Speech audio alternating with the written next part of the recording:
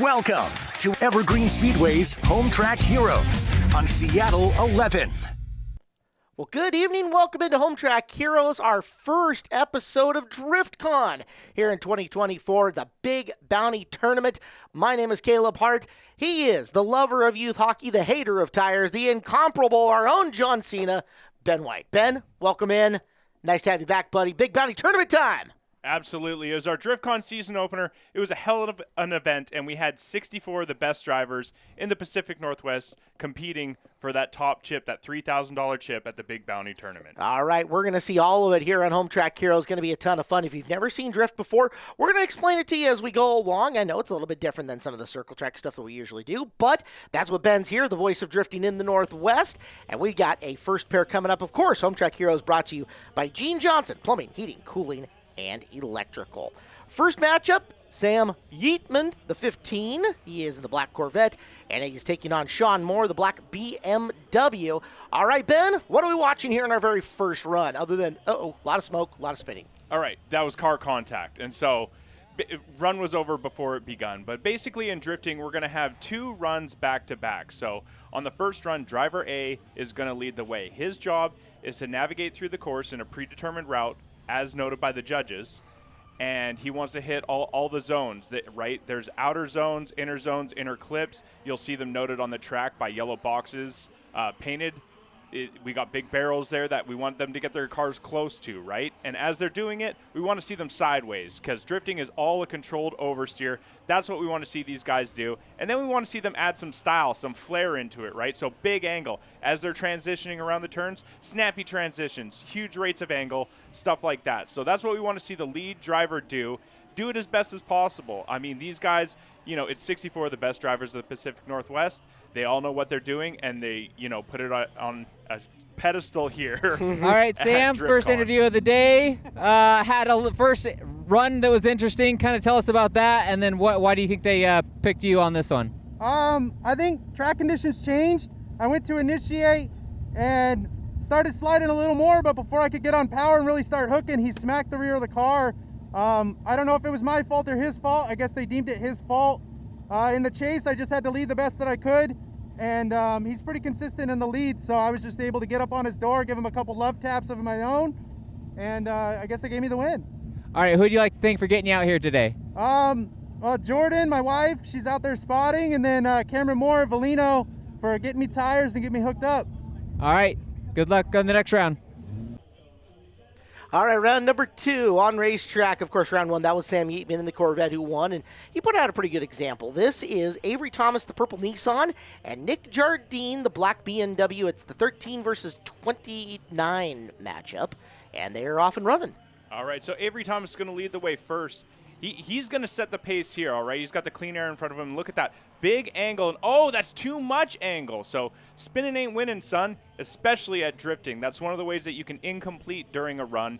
Whether you over-rotate, too much angle, you spin out. If you park it, if you're not drifting, or if you go completely off course, those are ways where you can incomplete a run. So the lead driver sets the pace. So now, Avery Thomas wasn't able to complete the run, and now he's sitting on a big deficit going into the second half of this battle. Right. What's happening here is the judges are scoring. We've got, 3 judges up in a booth that are given a numerical score for all these drivers based on a lot of the factors you talked about, right? How long they're spending in drift, how much angle they've got, how much style they're putting into it. And you incomplete the first run, you are way behind, and Avery Thomas might incomplete 2 runs, and that should seal this all up for Nick Jardine. Yeah, absolutely. But, in run number 2 here, Nick Jardine, he is setting the pace, so we need to keep him honest, right? We need to make sure that he completes the run, and that's going to be a scoreable run in the judges' eyes. And you know what? Nick did it well. He did it good. Avery Thomas, not so good in that purple Nissan 350Z. All right, so track conditions have definitely changed a little bit. Tell me what happened in that first run. Yeah, and I knew it was going to be slippery, so I was trying to be cautious. I didn't expect him to loop, though, because he's a really good driver. All right, who do you like to thank for getting you out here? I like to thank my family and my friends, and I got a few companies that are helping me out, 425 Motorsports, Northwest Custom Wheel, and Bardall. All right, congratulations. We move on. Next matchup is our 11 seed Robin Foster, the white BMW, taking on the 27 seed Patrick Ramsey, the black and red Mustang, as round 1 begins. And let's see, we've had 2 incompletes going on our first 2 runs of the day. Let's see if both of them can make a good pass both times. Yeah, we're trying to get 2 full pulls here. Patrick Ramsey, Patty Ram's back there. He was trying to not have a full pull, but you know what? He had a bunch of angle in the car. He was able to pull himself out, keep it in drift, and now he's reeling in Robin Foster up front.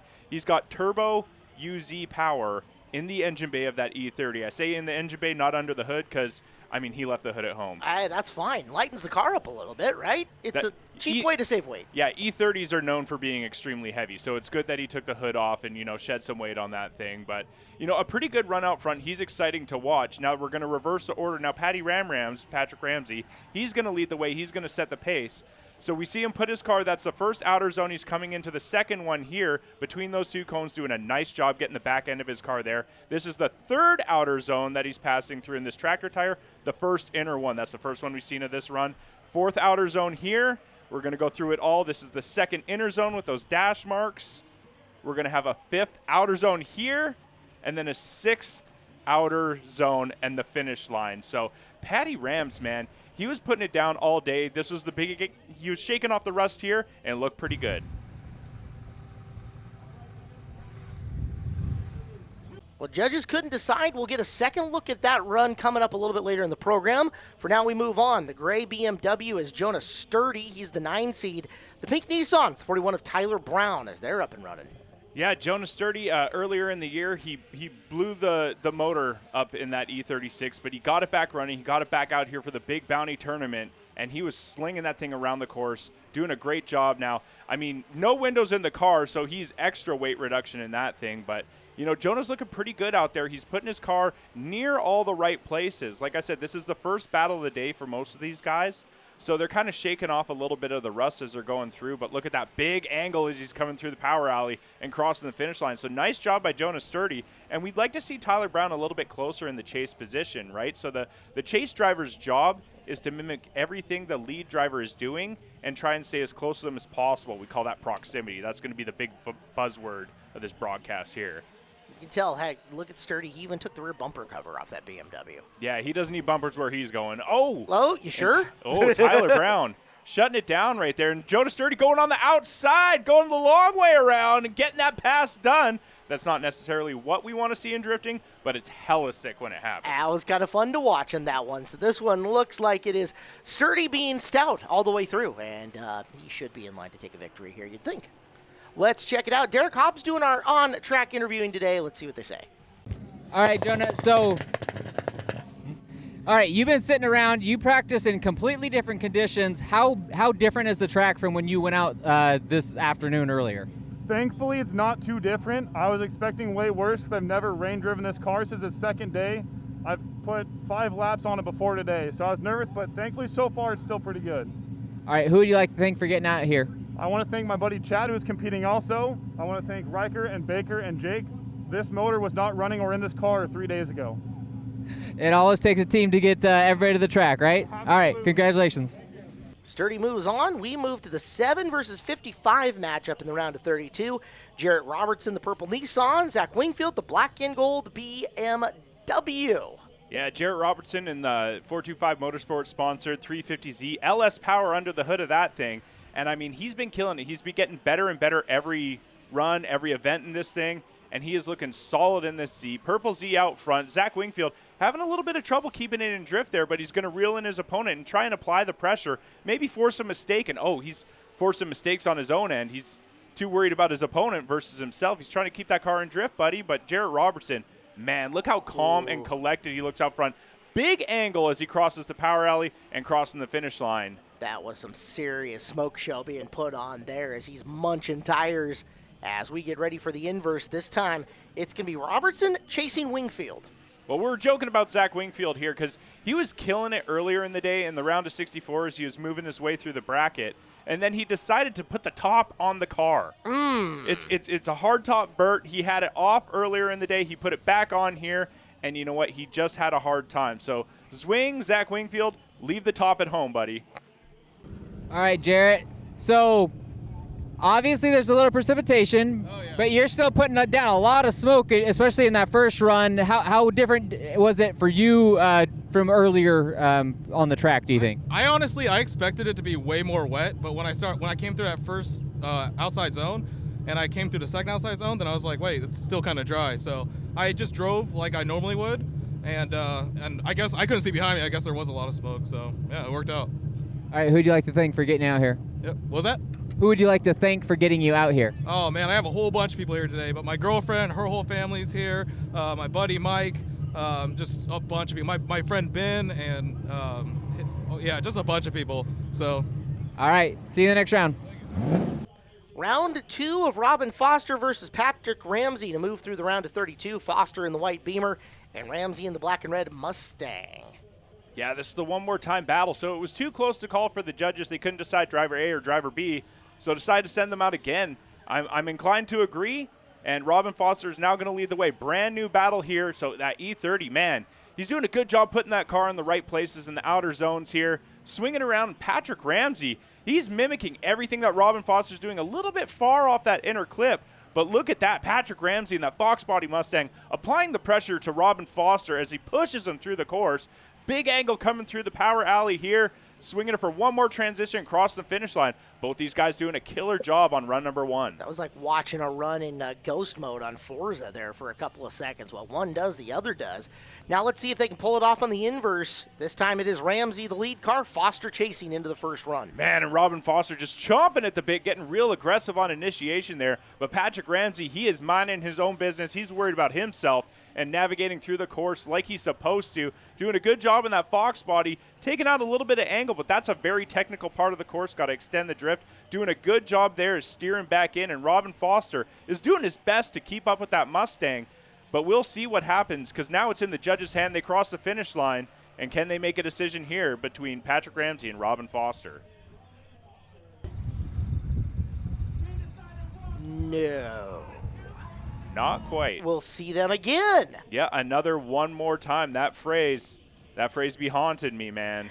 Rich Hendricks, he's the 5 seed in the black and rainbow 240. Casey Ferris is in the white and black FRS. Yeah, Rich Hendricks in the drifting for autism S14. So he's trying to risen with the tism right here as he chucks it in.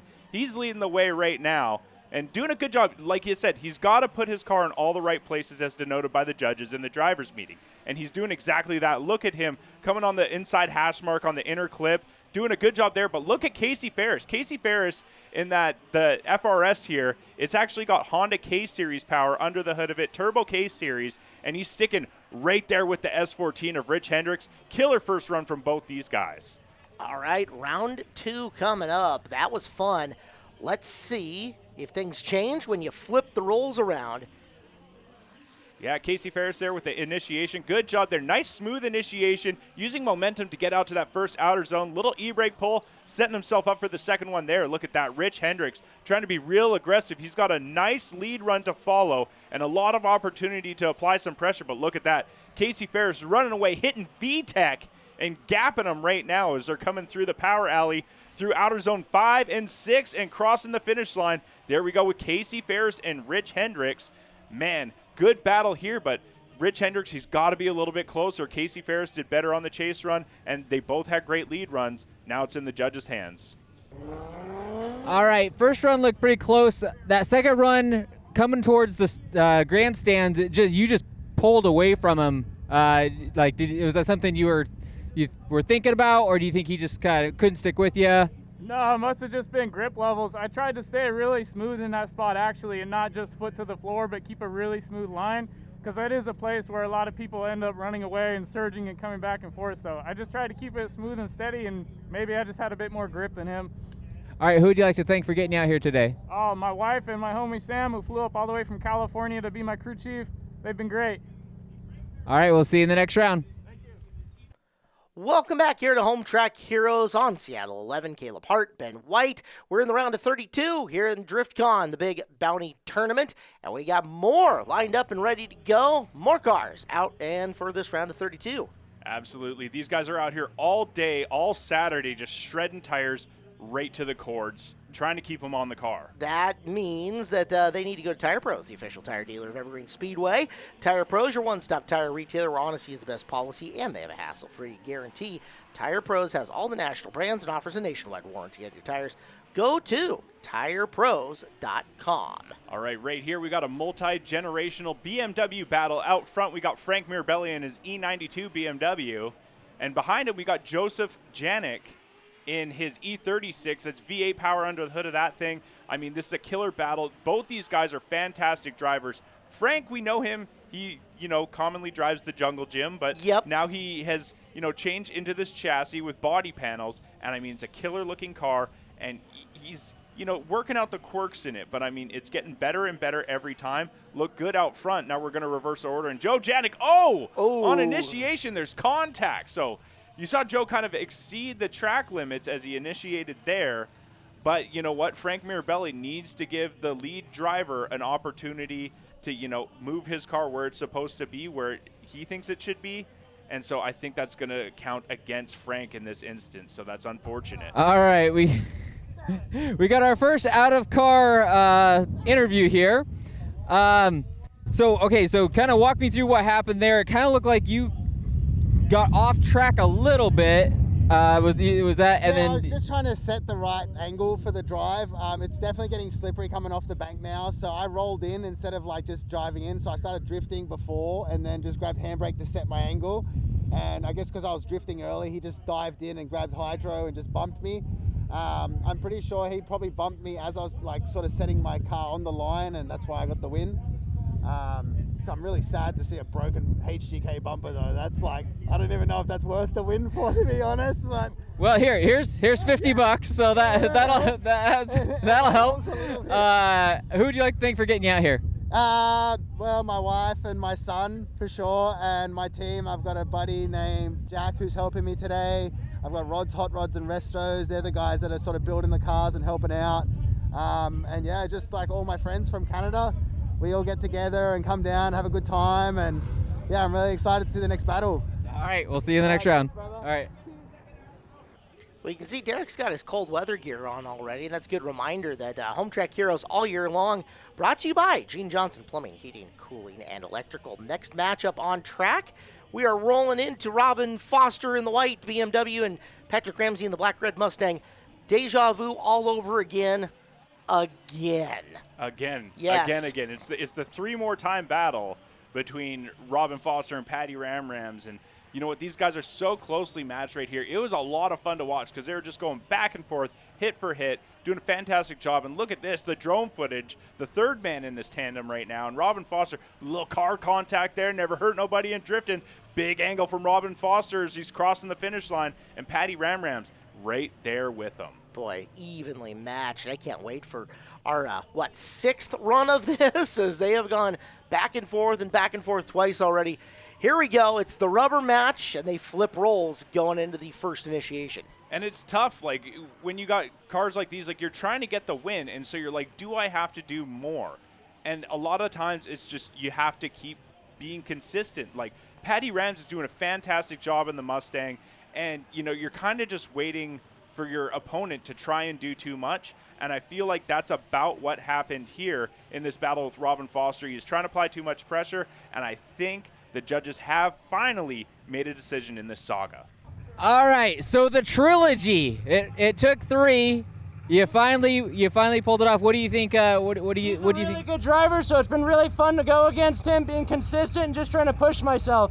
It's only my third year driving, so I'm having a blast. It seemed like you both were excited about the second one, which a lot of times guys are like, okay, I'm ready to, let's pick a winner, but you guys seemed excited about it. It's great. He's a great driver. I loved going against him. Who'd you like to thank to get out here? I'd like to thank J2 Racing for helping me with price, and Tire Streets for helping me get some discount on some tires. Great tire. They go really well out here, and rain or shine, they just grip up, so it's been a blast.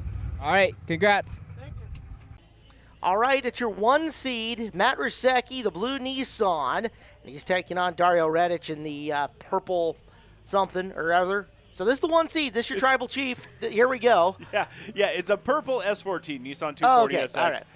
This is his comp car, Dario's car. So he's in the chase position right now. Matt Rzeki is in the Lordco Racing 350Z up front. Both these guys V8 power plants where they shouldn't be, but man, they're making it look good there. And that's not looking good. Dario Rzeki just straight lining it into the quarter panel of Matt Rzeki. But look at that. Matt Rzeki is just a seasoned professional here, keeping it in drift, keeping that smoke line committed, and look at that, crossing the finish line. Dario, he's going to be sitting on a bit of a deficit going in the second half of this battle. If you were judging on this one, how much of a ding do you put on Reddit there for what he just did? Well, it's a big ding. It's, one of those things that we would consider an incomplete because he was driving straight. He wasn't in drift, and he is definitely supposed to be in drift there. I mean, it's a big deficit. It's hard to overcome, and especially when you're facing a driver like Matt Rzeki, who I think is on a 6-event win streak going into this. He's looking for a 7th here, and you see, he's hanging back a little bit, but I think that's a calculated move on his part, knowing that he's got a big advantage going into the judge's decision here. Like to see more from Dario, but hey, I think that might be the end of his day. All right, Matt. So it seemed like the first run was pretty close. What did you see in the first? It must have come down to the first run. I think what happened, I didn't see the run behind me, but he must have straightened. I think he hit me a couple times, probably bobbled him. I mean, the conditions are kind of sketchy right now. It's wet in certain places. We just did the best we could. My spotter told me don't go too crazy on the chase and you'll have it. It's exactly what we did. Okay, I think I think the first run is what put you through for sure, because that's kind of I was thinking too. Who do you like to thank for getting you out here? Lordco Racing Parts, they're my title sponsor. Wouldn't be out here with all the parts. Zestino Tires Canada, the tires have just been hooked up, plus all my other sponsors, my fiance, my team, they're all great. All right, congrats. As we step into the next matchup, round of 32, Silver Nissan and Chad Wilson. He was the 16 seed. Nick Brockmire, the White Mustang, the 32 seed. Yeah, so another thing about the Big Bounty tournament here is actually round number 2 of our Northwest Drift Series. And the previous battle we just saw with Matt Rzeki and Dario Rzeki, that was 1 and 2 in points going against each other. And it was that early in competition. So, Matt Rzeki has a huge chance of gaining a big points lead. But we're going to change our attention now. Chad Wilson out front. His 350Z has got supercharger on it, and I'm so excited because it makes the coolest noises. So if Derek could crank that up and just listen to supercharger noises the whole time from that car, it is awesome. But Nick Brockmire in that new Edge Ford Mustang, man, he's got an answer for him in that Z. And this is a good battle to watch right here. So we're going to reverse the order. Nick is going to lead the way now. He's going to set the pace. Let's see what Chad does in the chase position. He's going to, try and apply some pressure, get some proximity on him, and look at that. Nice and close. Big, snappy transition in the chase position as Chad Wilson checking up a little bit, but sticking it right to the door of Nick Brockmire here, pushing him through the course. And Nick Brockmire putting down a hell of a lead run here. And Chad Wilson sees a door open. He's walking right through. He says, "Thank you, sir. Let's put on a show for these people here at Driftcon." Yeah, Wilson with a excellent chase run for sure. Let's see who moves on. I think we both got a pretty good idea. All right, Chad. So I haven't asked in a while. How are the track conditions? It's still pretty grippy. Starting to get a little bit wet in some spots. But other than that, pretty good. All right, who would you like to thank for getting out here? I'd like to thank Import Meat, Jam Electric, Nitro Auto Labs, and Tire Streets for helping me out this season. All right. We'll see you in the next round. Oh, here's your chip. Thank you.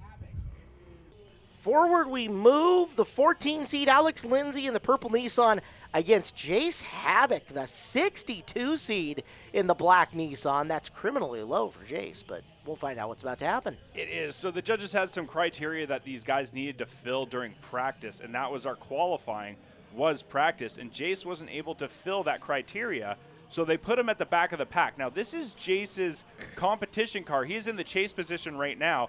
Alex Lindsay's out front in more of like a street car, style car. A beautiful build, turbo KA power.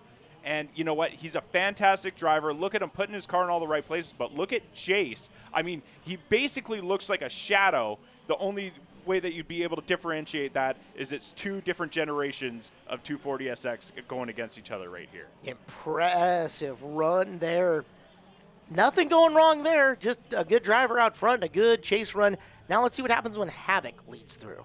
Yeah, you see there's not a lot of tire smoke on track. I think about this is the point you see the wipers going too. I think there's a little precipitation on track happening. So these drivers now having to take a little bit more care to finesse these cars through the track. But this is Jace's like 4th run in this car at this point. And look at that. He looks so comfortable and poised in it. And now he's got the clean air in front of him, putting his car where it's supposed to be, a little bit far off that inner clip, opening the door for Alex Lindsay to apply some pressure, gain some proximity. But look at that. Crossing through the power alley here, crossing the finish line. Hey, that's Jace Havoc, and that's Alex Lindsay. Let's see what happens. Will it be the perennial favorite, or will it be Purple Rain? Let's find out. Well, you're texting. You didn't even realize you won. I won. You won. Okay. So here's your chip. All right, so you guys got the sight run. It feels like this was the first run that really track conditions kind of changed. Kind of just talk about that. Yeah, we've been standing around not drifting at all, watching everybody else drift leading up because we qualified better. So we come out here, track's completely different. I spin out, I'm like, oh my gosh, I thought there was going to be way more grip. If I had known, I probably would have made some changes to the car, but we just didn't have any time. Well, I mean, literally, like everybody was saying that they were surprised that track conditions hadn't changed, and then it just seemed like the track just, kind of went away on your guys' run. So, who would you like to thank for getting out here? Volino Tires. They've helped me out with tires, which has been awesome. And yeah, my friends and family, people have lent me space to work on the car and prep it, and I just thank everybody for that. Yeah. All right, well, out here. All right, we'll see you next round. All right, forward we go. This is the 12 versus 44 battle. We're still in the round of 32 of the Big Bounty Tournament. Cody Smith in the black Mustang. Josh Cuglietta in the blue Mustang. Don't make me pronounce that one twice. Just Mustangs out here on track, letting these ponies just gallop out here. Man, a late initiation from Cody Smith there. You see there's 3 cones by initiation. Like to see him, in drift by then. Wasn't quite in drift by then. Oh, look at that. We got Cuglietta. He had to check up a little bit, allowing his competitor to transition, but is able to do so and then dive back into that pocket. Look at that. Cody Smith doing a good job of sawing at the wheel, keeping his car in drift and navigating through the track. But, Cuglietta trying to go on the inside and not finding any room there. Had to loop it out, keep from car contact. And I think, that is a tough one for him. He's going to be sitting on a bit of a deficit as they go into the second half of this battle here. At the second point, though, you look at it, Smith was short of some zones and really didn't have that car in drift as much as we've seen some other guys. No, and it might have been one of those things where, like I said, he late initiated, and that's another way that you can kind of incomplete a run, right? If you don't start the run when it's supposed to be started, then it's going to count against you, and basically the run might even be null and void at that point. And look at this. I mean, as quick as this run started, it ended. Oh, no. Yeah. Give the door a little rub. It's okay. You're doing a good job. We're fine. Yeah, a little bit of botchamania here on this one, huh? That's fine. Yeah, it's okay. That's fine. That Never hurt nobody. That's right. Well, now we get to watch him just hanging out and, murdering a poor innocent cone there coming through that zone. What if there was people? Oh, boy, and spinning by himself. There were cones. He's going to have to baby that car a little bit more. And this is one of those things where the run is over. These guys are basically just kind of feeling out the course or getting a little bit more run time. But it's in the judges' hands now, and there wasn't a whole lot of scoreable opportunity here. So I don't know if they're even going to be able to make a call in favor of one driver or another. Hey, what do you know, Ben? You made the right call. They'll drive on. And we move on to the next round. This is 10 versus 26. Mike Cook, the white Mustang. Gabe Nerly in the black Nissan. And, again, round of 32 action. It's okay. This is drifting. We don't have to pronounce any names correctly. We can do whatever we want. I've been doing it wrong the whole time. We could put emphasis on whatever syllables we want to. Love it. But right now, Mike Cook, that's an easy one to say, just one syllable each. In the Fluent Mortgage S197 out there, man, you see that the track is kind of sketchy conditions right here, and you see his driving's doing sketchy things as well as he loops it out coming to the first inner clip. So since Mike in the Mustang was setting the pace, he was leading the way, and he spun out, the run is over there. So anything that Gabe does is of no consequence right now. But these drivers, like I said, they want to get a little bit more run time and feel out this course. So they want to see how slick the track is and continue in drift to see what the car is going to be capable of and what the track's actually going to hold. Yeah, important seat time there for Nerly, who got to go out, run by himself as this he was the lead car, because guess what? Right now, he'll be the lead car as we get a look at the second try. That's right. Gabe's going to get the clean air in front of him. Let's see what he does in the lead position. Big initiation from him. A lot of angle in that car right at initiation. He's able to keep it, and he's coming into the second outer zone. Look at that. Another big transition from him. Kind of dropping some tires there, but I think 2 tires off is just a deduction. If they go 3 or more tires over those solid yellow lines, it's off track and it's considered an incomplete. But Gabe's able to keep it on track for the most part here. Mike is trying to apply the pressure, force his opponent to make a mistake, but look at that. Gabe, he's running away with it now. He's got one more outer zone and then the finish line, and he was a little bit out of shot, but hey, he kept it in drift, crossed the finish line. I think the judges are going to sway towards him.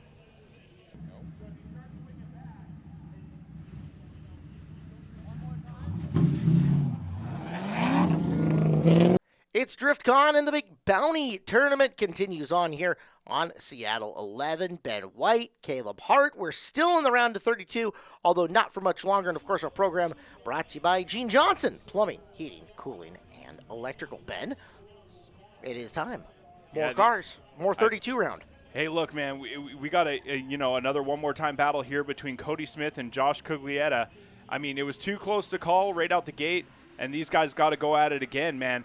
It looks like Cody's car is a little bit worse for wear. It looks like it might need a detail after this event. Hey, they could take it to APC Auto Spa, budget-friendly automotive detail shop in Monroe that focuses on high-end customer experience. They offer complimentary loaner cars for their services, including hand washes, interior and exterior details, paint correction, ceramic coatings, and paint protection film. APC Auto Spa in Monroe. Your car will thank you.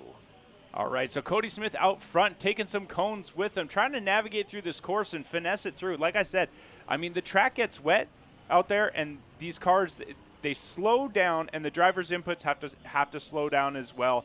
Everything is like, half speed, 3/4 speed. And so Cody is trying to get his timing down in the lead position. Both these guys are. So we're going to reverse the order. Let's see if Josh can do a little bit better out front and see what Cody does in the chase position. Is that part of the reason that we're not seeing as much angle, as big a smoke? These drivers are taking it a lot more conservatively here in and around the track, trying to figure their way out along the moisture? Oh, 100%. I mean, when these cars are transitioning, you can't have that momentum swing as fast as you would in the dry. So you have to slow down. You have to walk the steering wheel around as you're transitioning the car, as you're getting the rate to angle. And, I mean, it's just a finesse game at this point. So, basically, judges are going to have to decide who finessed it best through the course. And it sounds like they're going to have a decision on this one more time battle. Okay, I'm not going to say I was rooting for you because I wanted to talk to you so we could really see the door ding. We'll call it a door ding. Yeah. Let's go back and talk about that. This is a pretty hard shot in the door that we don't see a whole lot in drifting. I tried everything I could do to stop, and well, there wasn't much to do in the rain on the entry. It's really slick. I'll go into outer zone 2. It's really slick. There's about no traction there, and I tried my hardest to stop it. I couldn't. Luckily, my roll cage kind of saved me, and that's about it. All right, who would you like to thank? My dad, my whole family, they're all out here cheering for me. My dad for putting all the time in his car, Justin for putting all the time in his car, Ricky putting all the time in the car. I want to thank all of them. All right, well, we'll see you in the next round. All right, one more time it is. This time for Mike Cook in the white Mustang and Gabe Nerly in the black Nissan. See, it's easier to say the second time you say it. Yeah, sure. That works. I mean, it feels right. That's what I'm at this claiming. point. That's what I'm claiming. So. That's right. It's familiarity is what it is. Yeah, well, maybe we'll get another shot at it. Who knows? All right, speaking of familiarity, this is a one-more-time battle between these two. So it was too close to call on the first one. So now Mike Cook back out front, brand new battle. He's leading the way first because he's the higher qualified driver. And look at that. He's navigating through the course. I think about here is where he screwed up on the first one. but look at that. He's mentally getting past it. He's got that mental toughness. He's able to work through it, get through, and now physically he's implementing it in his driving, looking good out there. But look at that. Gabe is right there with him, trying to mimic as best as possible as they cross the finish line. And hey, that's way better than the first battle. Let's see what happens when we change the roles. Now it is Nerly on the run and Cook trying to run him down. Initiation into the first zone. Big angle getting through there. It's a good start for Nerly. Yeah, nice smooth initiation for him. Good smooth transition. You see the track conditions are a little bit wary. It's, patchy conditions right now, which is not ideal. You want consistency. And, oh, look at that. Mike Cook playing tractor tire games and falling a little bit behind Gabe Nerly right now. And Gabe just kind of on one. Mike is playing catch-up right now, but that's not going to happen here. As Gabe, VA power under the hood of that 370Z. He is just on one and looking fantastic in the lead position. Cleaned her up, brought her home, and with that tire strike, you imagine that the black car will move on. We'll find out. All right, here's your chip. All right, so it took one more time. So I guess let's go back to the first. Were you a little surprised by the one more time on the first round? Well, I did kind of go a little wide on the outer zone. I did not realize how slick it was going to be. And even the second run was a little bit surprised. I also haven't driven this car out in the rain, and this is like the first time I've actually driven it. And I can't be more happy, honestly, dude. This thing's awesome.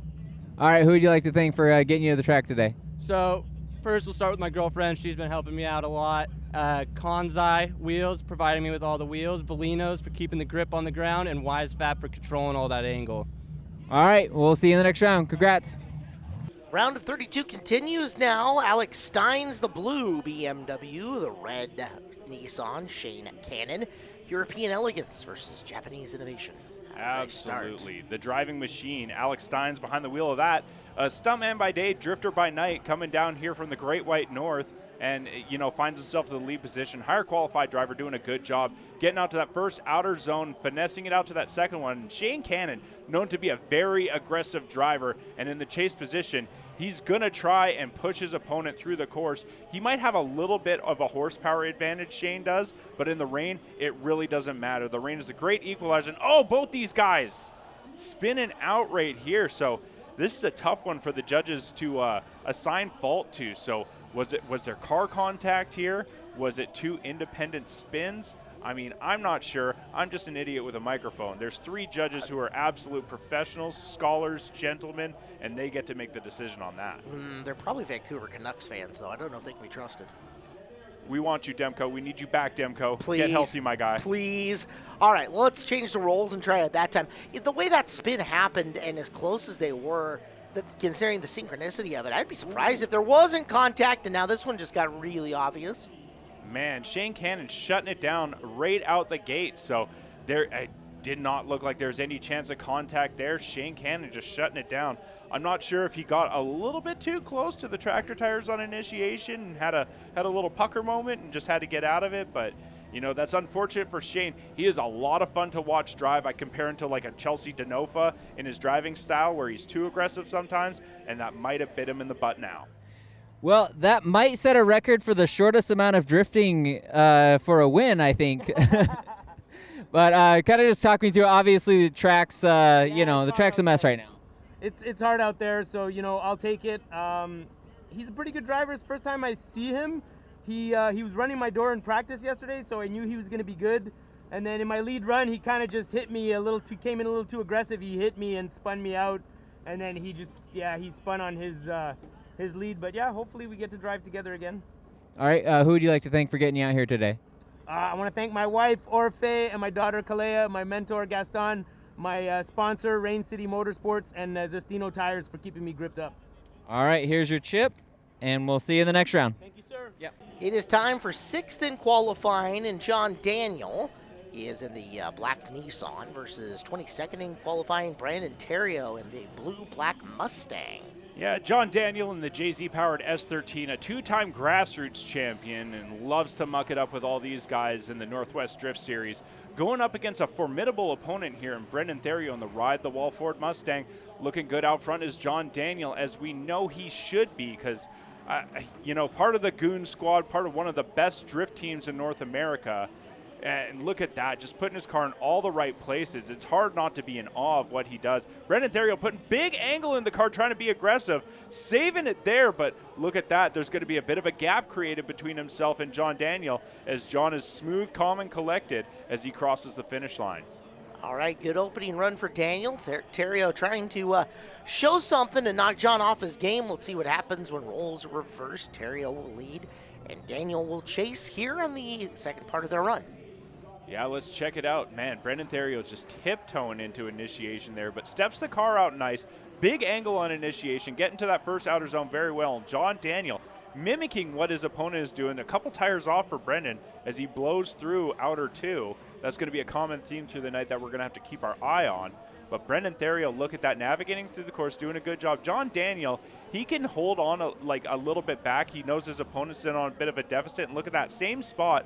Brendan Terio, even with the clean air in front of him, running a little bit wide as he goes by inner 2 and crossing the finish line now. I have to say, I'm leaning a bit towards John Daniel, but we'll see what the judges have to think about those runs. The wily veteran, no stranger to driving in the rain. You've probably handled the course the best since the rain rolled in. Just tell us why you're so good. I think this year all of the events that I've done have been in the rain.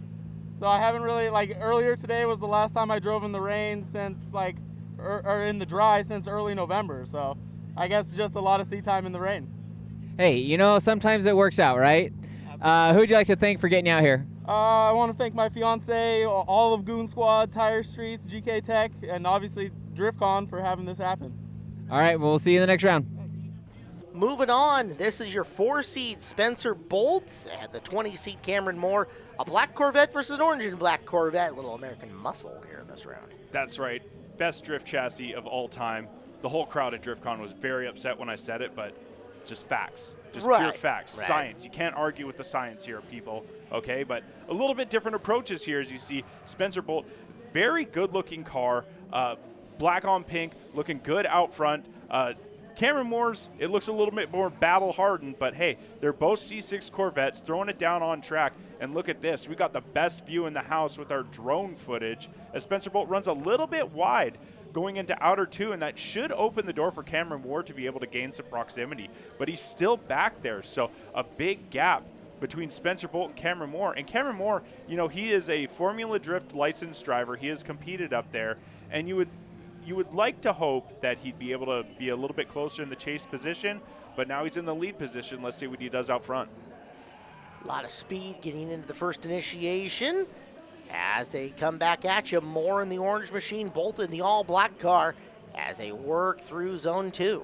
Yeah, you see Spencer Bolt cutting the line a little bit, trying to gain some proximity and trying to just wow the judges a little bit. It's always visually appealing when you see these cars closer together. So Cameron Moore's doing a good job out front, looking a little bit like he's sawing at the wheel, not so consistent. Oh, sawed it too much. All the way through, dude. He spun out, man. So that's a big deficit to overcome for Cameron Moore. And you know what? The runs are done. That's run 1, run 2. It's in the judges' hands now. There's nothing that he can do. Well, to the judges we go, and to Derek down trackside. All right, Spencer, here's your chip. And so with the track conditions changing, that was probably the most aggressive chase run I think we've seen since the track conditions changed. Do you think that led to the spin, or is that just bad luck for him? I think that was just unfortunate for him, but Cam's a great driver, so I knew I had to send it hard. I didn't know how he chased me, so I just figured, hey, I'm going to go out my way. Yeah, you definitely had a great, like I said, by far the best chase run since the track change. So who would you like to thank for getting out here? My whole family. I mean, it takes a village to get out here, and they support me 100%. All right, well, we'll see you in the next round.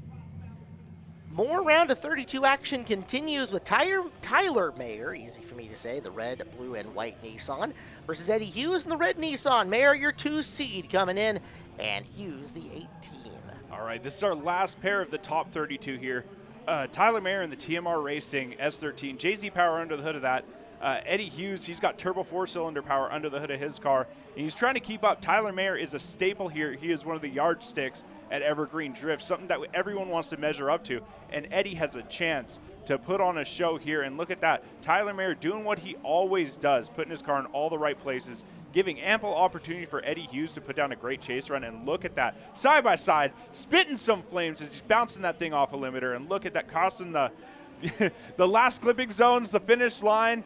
Great run from these two in non-optimal conditions. It seems like in all the times we've seen Tyler Mayer here on Home Track Heroes, you never see him make the big boo-boo. He is as consistent as they come. Do you know what's going to happen later? I just whammied him, didn't I? I just dropped the whammy. Wow. Absolutely. Well, you know what? Eddie Hughes out in front now, and having a little bit of trouble keeping that thing in drift. Not as smooth as we'd like to see, but Tyler Mayer in the chase position, very smooth, keeping it in drift, mimicking what the lead driver is doing. Little angle from Eddie Hughes as he's going to pour it on now as they go around the north light pole, tapping the brakes a little bit, trying to get the cars to rotate. Ooh, a little boopsie from Tyler Mayer there, saying, hey, I think you need a little bit more angle in your car. Here's 10 degrees. And he says, thank you, sir, may I have another? But they're crossing the finish line. Big angle from him, but it's of no consequence. Past the finish line, the judges now have to make a decision. All right, there's your chip. All right, so it seemed like the first run pretty close. With these conditions, like, how does that affect your, being how aggressive you want to be in a chase run? I didn't have a spotter, but in my peripherals, I saw him a couple times, so I was like, I have to try hard. It's pretty hard because the track is 50-50.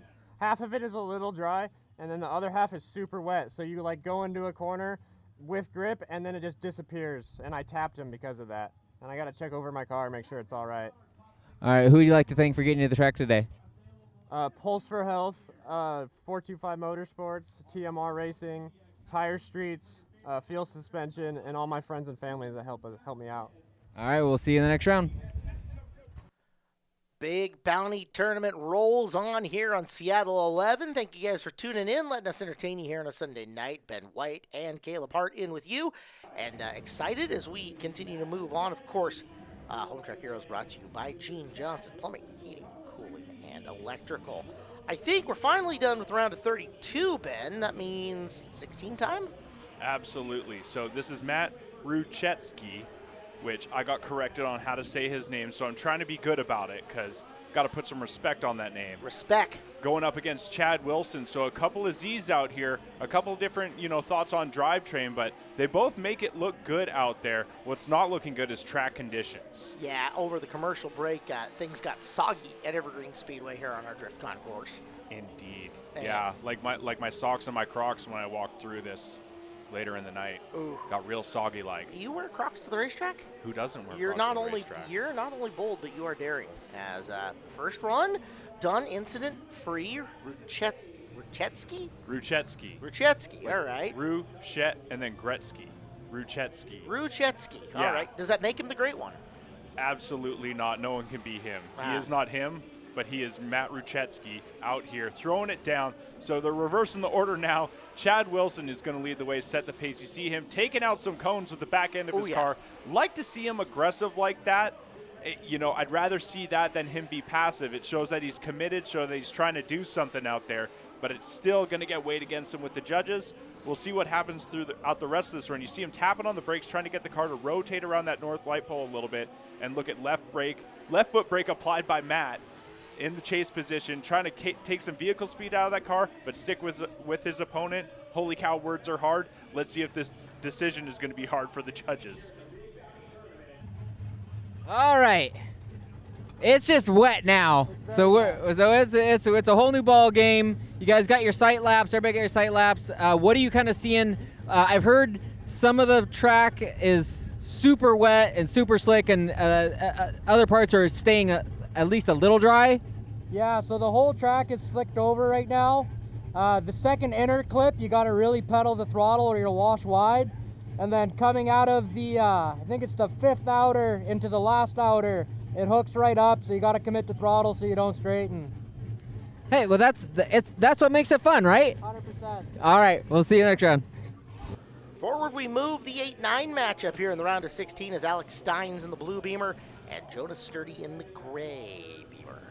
Yeah, so another one of these battles where You know, BMW, similar-ish chassis, but a vastly different idea of what drivetrain should be in there. So Alex Stein's is a mostly stock drivetrain out in the lead position. Jonas Sturdy's got V8 power in the engine bay of that car. He's chasing him down. Look at that, trying to apply that power to this very slippery track and keep up with his opponent. But Alex Steins knows how to put a car in all the right places. He does it as a stunt driver up in Canada. And look at that. He is hitting his marks, doing what he's supposed to do in the lead position, and doing it with style as he's slinging that E46 BMW through the finish line and getting back in line to do it all again. Nice run by Steins. Is the Sturdy car LS swapped, or what did they do to that? Yeah, the Sturdy car is LS swapped, so it has some truck motor variant in there, making it happen. He's got the proper amount of cylinders for a drift car as far as I'm concerned.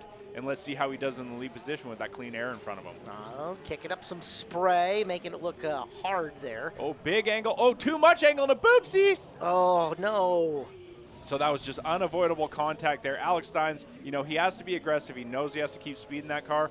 Was not able to avoid his opponent. All right, so obviously we got tough track conditions. So kind of walk me through what happened right there. He had a good lead at the beginning. He's a good driver. I know him. Apparently he had a good chase on me, so I knew I had to get on him, and I was just a little too close. And yeah, I think I was kind of surging. I don't know. I'll have to see the replay, but hopefully my car is okay for the next round. All right, here you go. Here's your chip, and we'll see you next round. Okay, so we get ready for the next run. Spencer Bolt, Nick Jardine, the black Corvette versus the black BMW.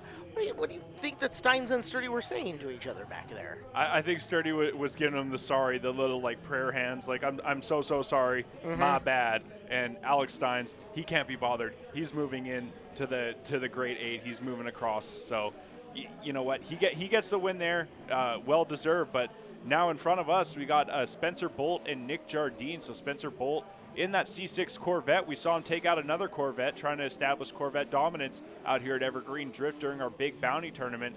But man, Nick Jardine absolutely applying the pressure. Look at that, trying to leave a drift signature with a tire mark on his door, but just tempering back just a little bit, giving his opponent just enough room to do what he's got to do, and sucking right back in the pocket as they cross the finish line. Nice run from both these guys. Wow, both of them come out and announce their presence with authority here in run number 1.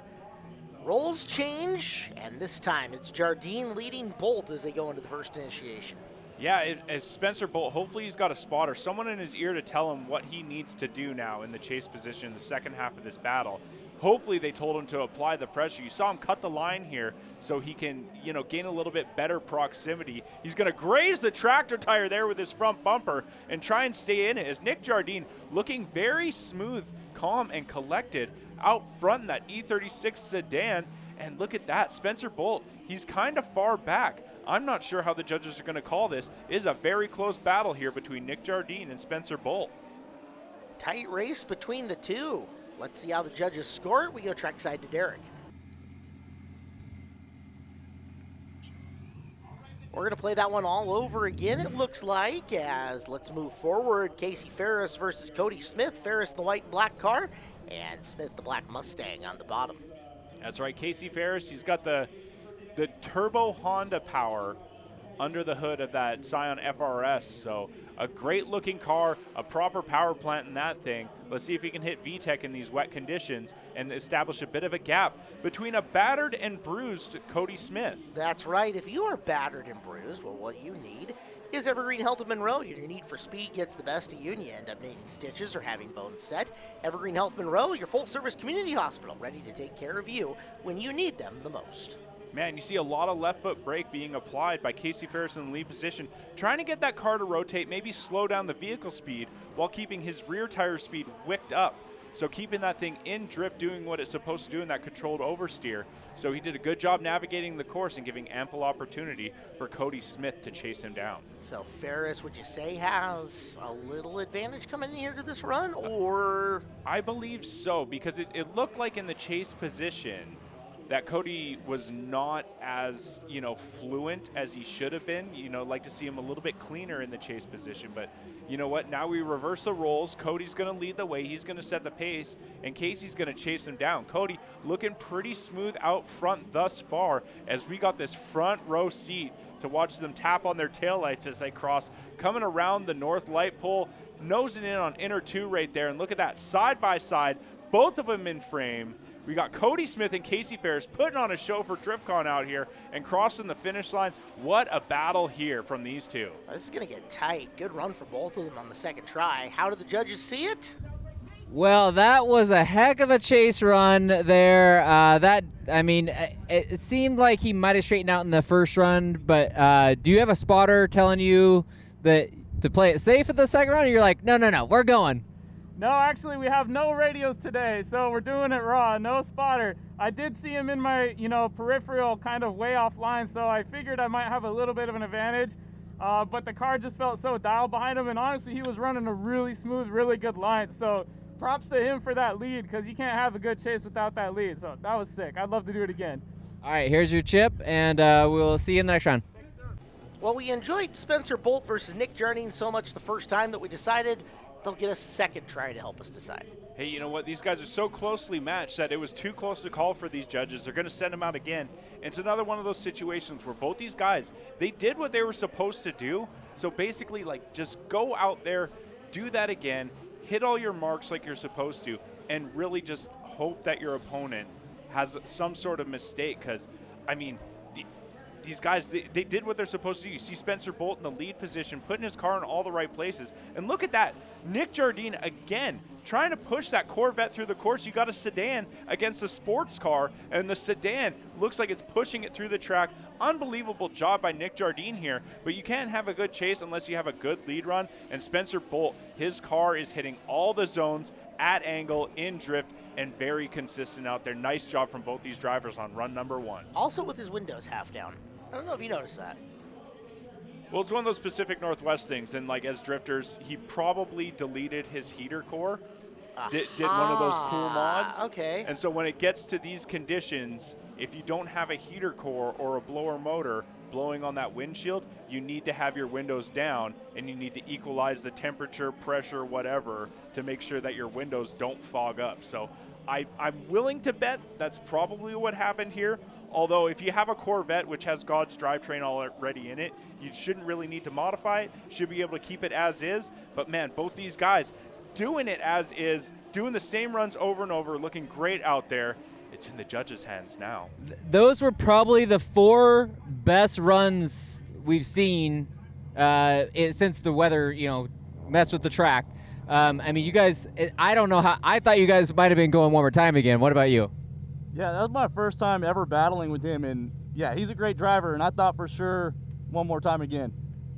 What do you think? What do you think put you through? I just focused on the lead, right? Control what I can control and hit every zone. So make it hard for the judges. All right, great job. All right, we're back to it. Round of 16. Number 2 seed Tyler Mayer, the red, white, and blue car, taking on one of the greatest driver names I've ever heard, Sam Yeetman. That's right.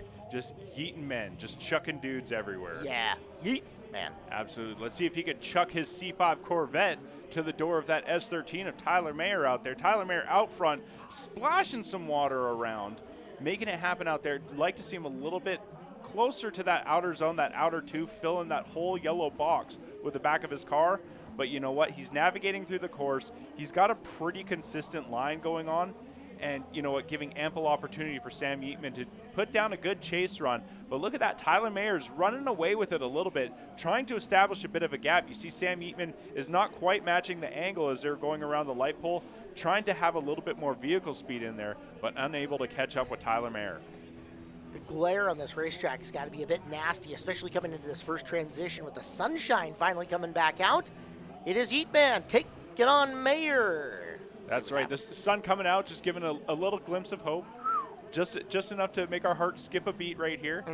But it will surely go away real quick, but not before we get a couple of good camera angles here. Sam Yeetman doing a good job out front. Tyler Mayer now applying the pressure. You saw he had to pour a little bit more angle in the car, do what he's supposed to do. and got a lot closer to Sam. And look at that, trying to apply the pressure, trying to leave an impression on the judges, as it's going to go into their hands, their decision, as they go through one more outer zone and the finish line here through our big bounty course layout. Yeah, Tyler Mayer take a bow. That was impressive as we go down to the judges. All right, Tyler. Okay, so a couple questions. Number one, do you got a spotter today? I have a text message. A text message. Okay, did you get a text message that you probably were feeling good going into that second round? Or the second The text message was he was there, but it was probably like a two to 3 car gap, so I just had to be closer than that. But then once you throw it in, you're just like, he's smooth, I can trust him. Well, that's what I was saying. You were pretty tight there for what the first run looked like. Okay, second question, how tough was the sun coming through the access road here? So I noticed it at the line, and I'm like, I'm going to put my sunglasses on. So for that run, I put sunglasses on, and it checked out. It was good. That was a good choice. Good choice. All right, we'll see you in the next round. All right, round of 16 continues. Purple Nissan's Jarrett Robertson, black Nissan Gabe Nerly. Oh, God, what is that big orange ball? That's wonderful. We should just keep it. The big orange ball? Yeah. The one which creates warmth from above? Yeah. Oh, that'd be wonderful. Yeah, if only it wanted to hang out with us, but it came out for a glimpse right here. Got some, like we said, got some cool action shots here. And right now, all the action's on Jarrett Robertson. He is out front.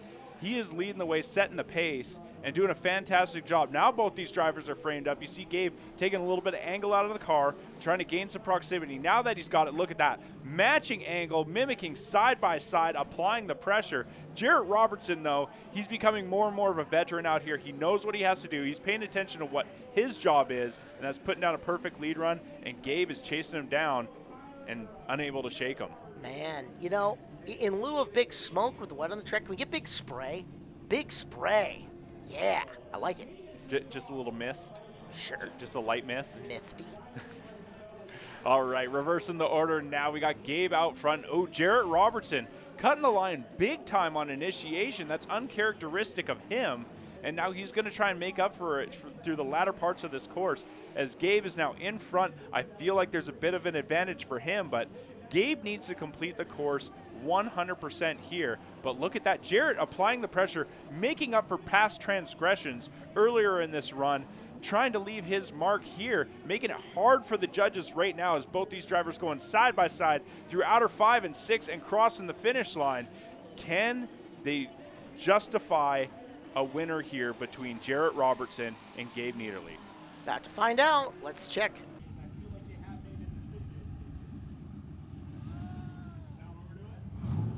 You guys are tuned in to Seattle 11 and Home Track Heroes. It's Driftcon. It's the big bounty tournament. Your affable hosts are myself, Caleb Hart, and the Ben White. We are in the round of 16. Just a handful of matchups left to go. Of course, Home Track Heroes brought to you by Gene Johnson Plumbing, Heating, Cooling, and Electrical. Yeah, so up next we got Joseph Janik going up against Alex Lindsay. Joseph Janik is going to be in the orange and black E36 BMW. He's leading the way first, and Alex Lindsay is going to be in the raspberry purple S14. He's chasing him down. Joseph Janik doing a good job out in the lead position, looking very fluent and smooth out there right now. And Alex Lindsay, this is the part of the course where he's going to chase him down, where he's going to start trying to apply the pressure.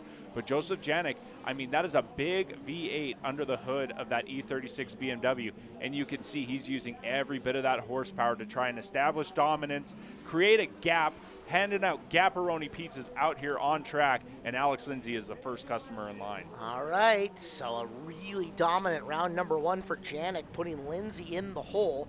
Let's see if he's got any of that purple voodoo up his sleeve to come back at her as they'll switch positions, and now Lindsay leads a bit. Nice initiation from Alex Lindsay there, getting out to outer zone 1 very well. Good mimic transition in the back from Joseph Janik as he's watching everything that Alex Lindsay's doing and trying to do it exactly the same way. Oh, bumper grazing on transition.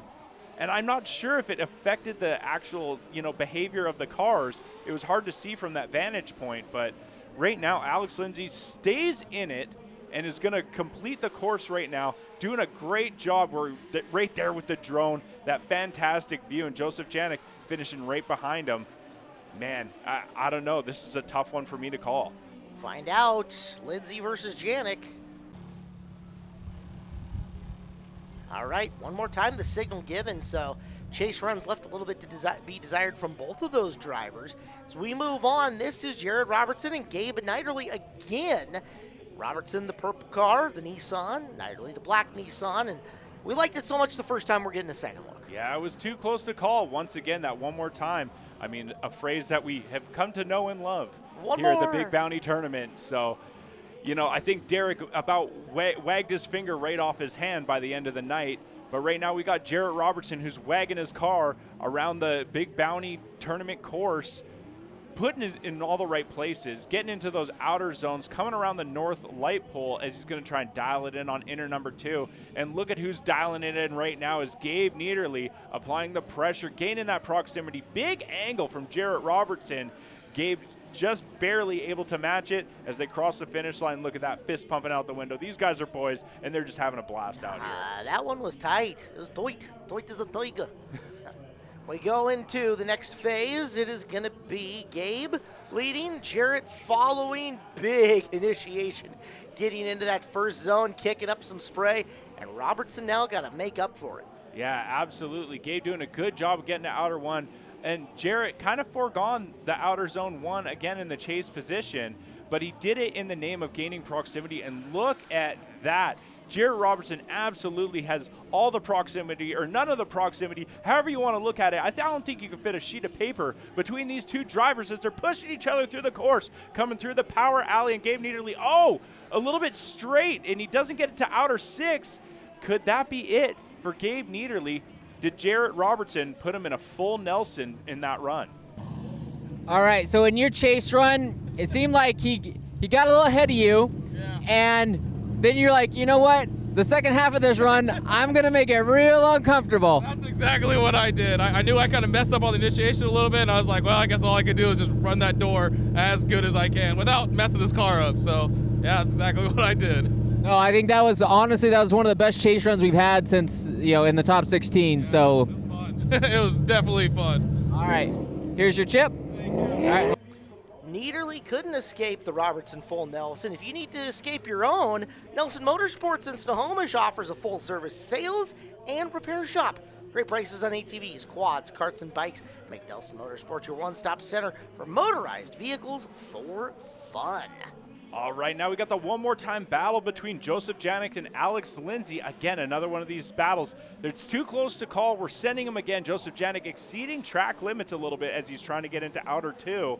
Let's see what he does if he can keep it within the track limits throughout the rest of the course out in the lead position. But Alex Lindsay is applying the pressure throughout the course, trying to push his opponent through and trying to just keep up with them. You remember on the first run, the first battle between these two, Joseph Janik at this point had a big gap between them, but Alex Lindsay, noted that in his brain, went to school, and was able to get a little bit more vehicle speed in his car and keep up with Joseph Janik.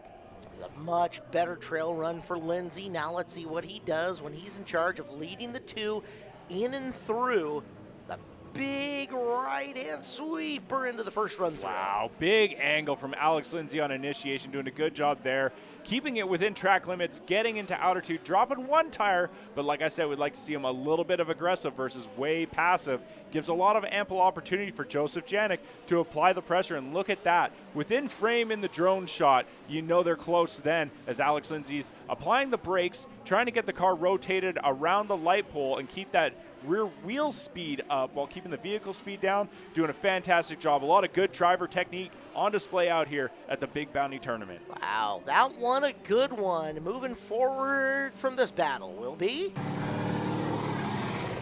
All right, battle back from the.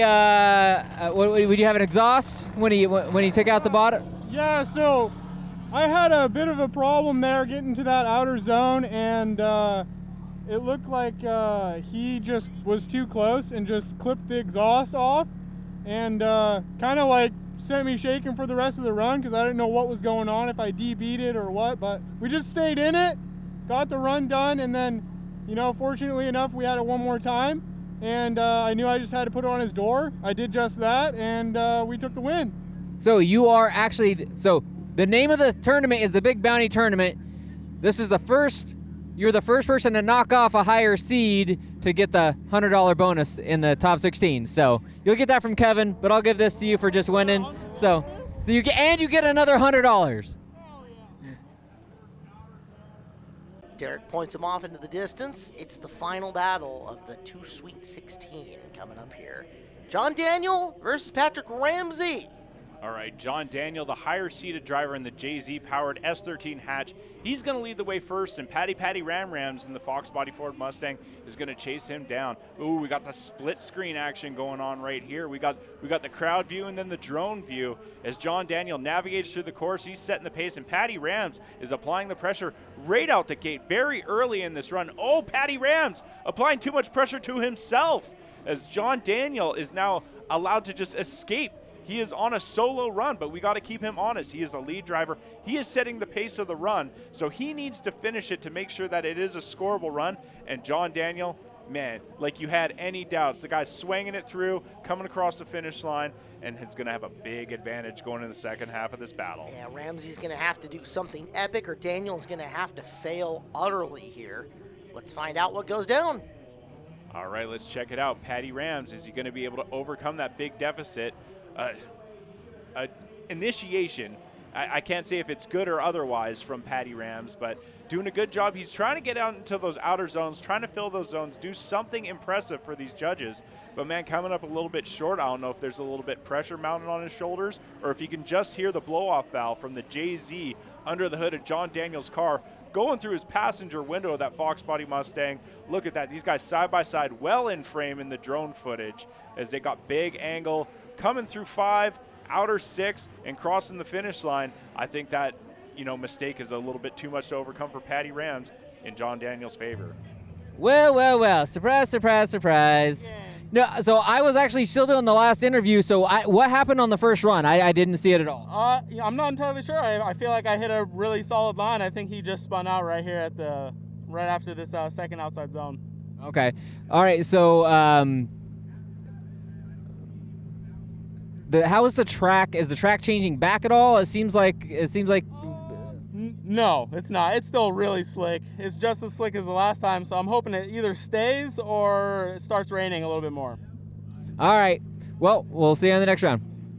All right, we're into the Elite 8. It is your 1 seed, the blue Nissan, Matt Rzeki, and Alex Stein's the blue BMW, taking on each other here for a spot in the Final 4.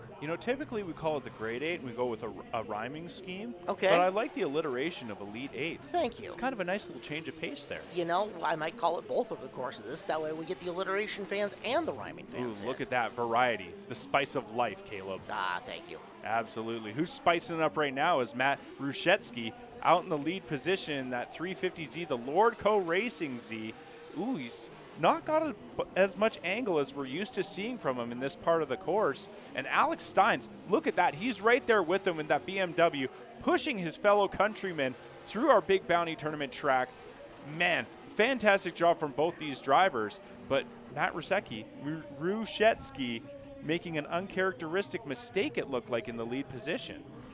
So Rzeki, who is on a 6-win streak coming into this, might see it end here, but, man, and Alex Stein's on the right line in the lead position. I don't know what happened to Rzeki there, but he initiated early and came in very tight on the first outer, did not get out to that zone, and now he knows he has to make up for it, and he's going to be applying the pressure, trying to leave the drift signature on the car of Alex Steins. But look at that, Alex Steins doing what he's supposed to do, very calm and collected out front, pouring angle in that BMW, and Rzeki, that might be too little too late. Are we going to see the streak end here for him tonight? About to find out to the judges and the winner. Okay, it's always fun when I see a look of surprise when I give a thumbs up to somebody, so you seem a little surprised by that result? I thought we were going to go one more time. I didn't think he won. I didn't necessarily think I won. I think it was a tight battle. I thought we were going to go one more time. So, okay, it was hard to tell from over here. It seemed like you guys get a little tapping here and there? Yeah, he hit me coming onto the inner clip. It wasn't normally when Matt puts his car on mine, it's just a little tap. That one was more of a bump. It was on my bash bar. I'll go take a look at my car and we'll see what happens. All right, well, we'll see you in the next round. Well, Ben, the champ is no longer here. As knocked out was Rzeki, the 1 seed falls, as now Spencer Bolt, the 4 seed, against the deepest seed left, the 21 seed of Casey Ferris. It's the Black Corvette versus the White and Black FRS. Yeah, here we go. Another battle in the Great 8. These guys have progressed very well throughout the day, put on an incredible driving display, and now they're going head-to-head. We got Spencer Bolt up there in the Black Corvette pouring on a lot of angle as he comes through outer 2 and transitions into 3. Casey Ferris had to temper it back a little bit, give his opponent time to do stuff, and now he's going to apply the pressure. He's going to sling that thing into VTEC, put the skinny pedal on the floor, and try and keep up with that Corvette of Spencer Bolt here. Look at that, pushing him through the latter portion of the course, crossing through in the power alley. Casey Ferris and Spencer Bolt putting on a show right here. You know, there's a number of times just due to conditions today that the bigger motor cars have not been able to get all their power down and take advantage of that speed. So the wet weather has been a great equalizer. Now, roles reversed. It'll be Ferris trying to knock off Bolt. Yeah, you're right. It is the great equalizer. It's one of the things I was talking about live to the huge crowd that we had out there at Driftcon. And it's one of those things where the competition-oriented cars might not be favorable in this, where the more street-oriented cars might actually have an advantage when it gets into, rainy, patchy, inclement weather conditions here. So, Casey Ferris, about 400 horsepower, turbo Honda power under the hood of that FRS. I mean, it might just be more favorable in these conditions to have a car set up like that. But Spencer Bolt, man, he is right there with him. He is pushing him through. This is too close for me to call. Let's see what the judges have to say. All right, Spencer, you're on quite a run right here. What do you think helped you win that battle? I've driven with Casey quite a bit. I mean, he's a great driver, so I trusted him and just could get it on his door. Okay, so you're going to face Steins in the next round. Have you guys battled before? Oh, yeah. Yeah, me and Steins have done plenty of grassroots together. So who came up on top in most of those battles?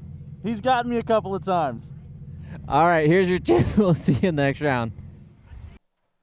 Well, we're down to the nitty-gritty of the Big Bounty Tournament. I'm Caleb Hart. He's Ben White. This is Home Track Heroes on Seattle 11, brought to you by Gene Johnson Plumbing, Heating, Cooling, and Electrical. And, boy, we soldier on, Ben. What do we got now? We got drifting. We got drifting, Caleb, and more of it. All right, round of 8. We are going Tyler Mayer and Jarrett Robertson. Mayer, the red, blue, and white Nissan. Purple Nissan for Robertson. The winner moves on to the Final 4. Wow, nice angle from Tyler Mayer on initiation there. Jarrett Robertson trying to match it, doing a fairly good job in the chase position. Look at that, under pressure in the chase position, doing a good job, mimicking the angle, maintaining proximity, and doing all this on the fly. Fantastic from Jarrett, but look at that, Tyler Mayer. I mean, he's a sewing machine. He's just doing the same thing over and over. Even with this purple 350Z in his peripherals, has to be right beside him, crossing the finish line. Fantastic first run from the both of these guys. It was so good, I want to see it again. Why not? Well, why not? Let's take a second angle at it. We'll give you a couple of different points of view as you look at it from the drone shot to start this off. Big thanks to Moonman FPV and Jaddy? However you want to pronounce it. It's drifting. We're just going to mispronounce everything. Cool. Jaddy FPV. Jaddy. All right, so a second look at it, and just the technical excellence of both of these drivers on this run is something. Yeah, Tyler Mayer, you saw his back bumper getting into those zones, doing a good job of filling those yellow boxes on track with the back of his car. And look at that, Jarrett Robertson is applying the pressure. He is there throughout the duration of this run and absolutely reels him in as they cross inner 2. He is right in his peripherals. Any less of a driver, and they're just going to be absolutely phased by this. But Tyler Mayer, cool, calm, and collected out in the lead position. Both these guys cross the finish line, and it is a very close race right now. All right, so change roles, give Robertson the chance to lead. Let's see how well Mayer does following. Good side-by-side initiation from these two. Nice angle with that. And look at Jarrett Robertson. Ooh, exceeding track limits a bit, but trying to set himself up for outer 2, doing a good job of filling that entire zone. And look at that, Tyler Mayer diving into the pocket as they come around inner 1, throwing all caution to the wind as Tyler Mayer pushing Jarrett Robertson throughout the course, coming in through inner 2, doing a fantastic job. Both these guys inseparable, right next to each other. Unbelievable job. Big angle from Jarrett Robertson here as they cross the finish line. I mean, they crossed it at the same time. You know, let's give Jarrett Robertson his flowers here. That's the best he's looked all day. Unfortunately, he ran into the buzzsaw that is Tyler Mayer, who is looking to be one of the absolute best at what he does. Kind of like Speedway Chevrolet and trucks. Speedway Chevrolet and RV Center in Monroe for customized trucks, lifted trucks, work trucks, or Speedway Chevrolet can locate the truck that fits you best. Dang, you threw that ad read to yourself on that one. You get good at this after about 150 episodes. When you do it solo? Nah. Are you better at doing it solo, or do you like having a partner sometimes? I love having other people here. It's more fun. Like this run. This run was awesome. Right, both these guys side by side. Fantastic job from both these guys. Now the judges. All right, here is your chip. So it stopped raining. Has the track improved at all? There's a little bit more grip. It's not complete ice, but it's still wet. And Jarrett has beat me the last 2 rounds, so I was hungry. I had to get him. I can't let him beat me 3 times. That's bad. Right, yeah, all right. So, I mean, and then plus it's on TV. Was that on TV? No, that wasn't on TV. You come to play on TV. Yeah, exactly. All right, well, we'll see you in the next round.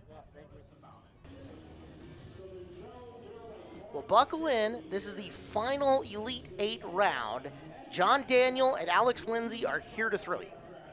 Yeah, I mean, both these cars are more like street style oriented. And so, like we talked about earlier, they might have more of an advantage, but, you know, if they're both the same, there is no advantage, right? If everyone's super, then nobody is. Right. So both these guys out here on track trying to throw it down. Oh, throwing it too hard is Alex Lindsay behind John Daniel here. So John Daniel, he is a lead car. He needs to keep the pace going as he navigates through the course, doing a good job here. He's going to bring it in around inner 2. Let's keep our eyeballs on him. Make sure he does what he's supposed to do. He's setting the pace, right? He's supposed to make this a scoreable run by drifting from start to finish, and absolutely does. So he's got a big advantage going in the second half of this battle. Alex Lindsay just got choked up there and found himself no place to go, looped the car around instead of trying to make contact.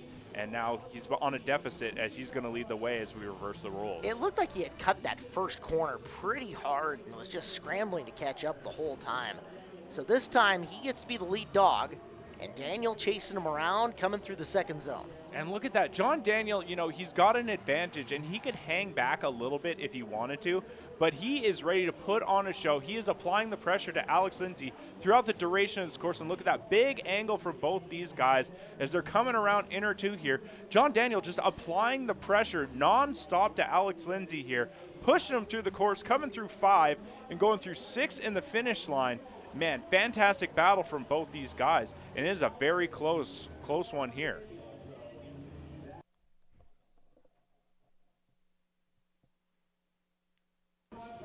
All right, well, that might be the most, like, hey, cool, we get to see it again run of the day, but the judges saw something that wasn't obvious to you and I here in the booth. So round 2 of Daniel versus Lindsay. So the only thing I could think on that first battle is that, you know, maybe John Daniel jammed on the brakes or wasn't accelerating where he was supposed to and didn't allow Alex Lindsay a chance to, you know, foresee what was going to happen there and had to spin out.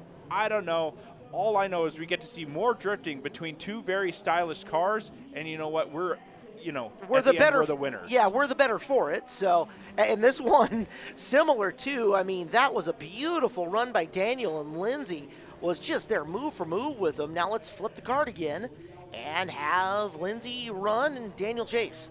That is one of the fortunate things about One More Time is you get to make up for mistakes that you have made on the past runs. So you're able to go out there immediately and try and make up for what you did. Alex Lindsay absolutely did that in the chase position.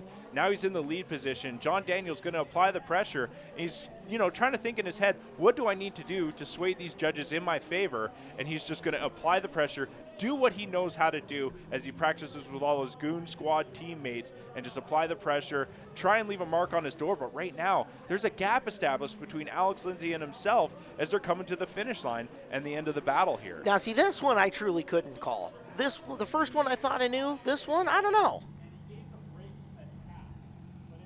Well, why not? Let's roll one more time then. One more time? Yeah. One more time. You got that feeling to me. We gonna celebrate. Celebrate. Going best of 3 with Johnny D and Alex Lindsay. And I don't know what to do. I'm freestyling right now because I don't want to commentate because this is sick. It's John Daniel. Man, you know, he just keeps doing the same thing. You know, he's putting down this lead run, and he's another one of these guys who's a yardstick, but at a different level than like a Tyler Mayer, right? Tyler Mayer more of a Pro-Am competition oriented. John Daniel, 2-time grassroots champion, grassroots team tandem champion of like North America. You know, he's on a different tier, but making it look so good out there. We're going to reverse the order again. Let's see if we can get a winner here. Could this be the final run between these two, between John Daniel and Alex Lindsay in their saga of the Great Eight, of the Elite Eight here at the Big Bounty Tournament, the Driftcon season opener? Will you let me know when your debut album drops? I'll buy it. First in line. Oh, dude, tape deck, going to get set on fire right away. I'm not releasing it on MP3 or CD. I'm going cassette tape only. And here I was hoping you'd 8-track it. Well, Lindsay has got that separation once again coming around into the final 2 zones. If you're the judge and you've now seen this as many times as we have, like, we'll get a second look at this run just for funsies, but, like, how in the world do you separate these two? This is near impossible. You got to get a fine-tooth comb that goes down to RCHs here. So, ooh, a little boopsie there on initiation. John Daniel didn't feel like Alex Lindsay had enough angle in the car. Adds about 10 or 15 degrees to it, and now it's just applying the pressure. Alex Lindsay got the underglow on, some Need for Speed Underground 2 vibes just emanating from that car. Fantastic job. Look at these guys just side by side. We got the best view in the house with this drone. And look at that. Like you said, a little bit of a gap established here. So these are all things, these 2 runs, the judges have to decipher who deserves to move on into the Final 4. Okay. So I don't know. Which one do you want to talk about? On the first one, I thought the judge aren't gonna like me. I thought you won the first one. Yeah. What do you think? I also thought I won the first one, but I have a feeling they thought he spun because of me, which, I mean, he said he didn't, but who knows? I'm hearing they said you went 3 tires off somewhere. Oh, yeah, I guess that's also possible. Okay. So anyways, so then how many times have you gone 3 times in a competition? I think this is like the second time ever, actually, but it's been like a few years since then, so. And last, you're going up against Mayer. I feel like you guys always like go against each other on TV. Is that just me, or am I imagining things? The last Driftcon actually, we went head to head, but the car wasn't really set up right. Since then, me and him have done a lot of sim driving, so it should be pretty fun. All right, here's your chip, and we will see you in the next battle. You know how I know Derek Hobbs loves being on TV? How? He takes the longest interviews. Mm-hmm. That's all right. Yeah, someone call that being thorough? Yes. Absolutely. Well, turning these drivers into the stars that they are as we go into the Final 4. Spencer Bolt leading the way into your screen, and Alex Stein's looking to pull the upset. Yeah, people live were calling it the finally 4s. We finally got here. But, Spencer Bolt out there in front. The lone Corvette left in competition going up against Alex Stein's here. So you got V8 power. I mean, these are both stock drivetrains in these vehicles.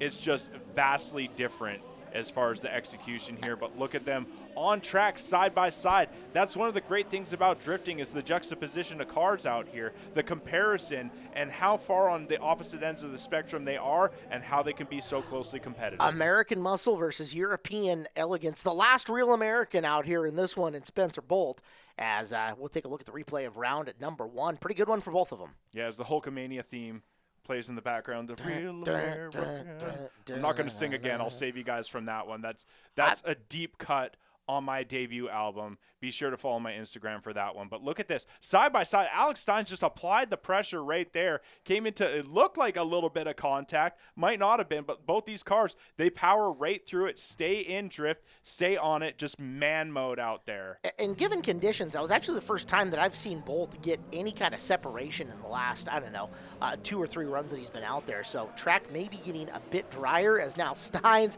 and Bolt whipping it into the first zone. 100%. Yeah, it looked like they were cooking it into there. I thought they were both gonna go past track limits on one, but the track held it there, so it might be coming around a little bit and accepting of some of the TQs that Spencer Bolt's trying to lay down in that Corvette. But look at that, Alex Stein's just smooth and steady in that E46 BMW, especially out in that lead position, got the clean air, able to carry momentum around the track, and Spencer Bolt right there with him, and maybe a little bit shocked as to what Alex Steins is laying down. Well, okay, so look at it again, and I was paying attention. Steins is only kind of barely into some of these zones after we were impressed with that first one, but watch how far into the yellow stripes he's not getting, starting about this next run around. So this inside zone here barely touches it. Outside zone barely touches it. Yeah. Now watch again as he comes around this final corner for the left-right. This one, just some light grazing. Got through that one better, but just a light graze on that one too. All right, Alex. He said you guys battled back in grassroots quite a bit. Who, me and Spencer? Yeah. No, I've never battled him. Oh. I thought he had said he battled with you. Okay, No, maybe no, not. I like him though. He's a friend. Okay. I like him for sure. He's a good dude. That was a tight battle. I think it could have gone either way again. Kind of like the last one with Matt. It's getting patchy out there. It's really hard to be super consistent, but we're doing our best out here. Has the track gotten a little bit better since it stopped raining? No, it's gotten worse. It was actually better when it was slick everywhere. It's starting to get patchy, so there are areas that are drying up. It makes it a little bit harder, but we're doing what we can out here. Hey, you're in the finals. Yeah, baby, let's go. All right. All right, we are into the final round. Steins has moved on. Mayer versus Daniel is what we get here. Mayer again, the red, white, and blue. Daniel, the black car, and you were talking about this the juxtaposition of what these two guys do as far as their drift careers go, but it's talent versus talent at the end of the day. Yeah, I said like juxtaposition and stuff like that, but these cars are exactly the same now. These are both S13 hatches with JZ power plants under the hood. Tyler Mayer's is a little bit more competition oriented, whereas, John Daniels is a little bit street style. But, they're so closely matched.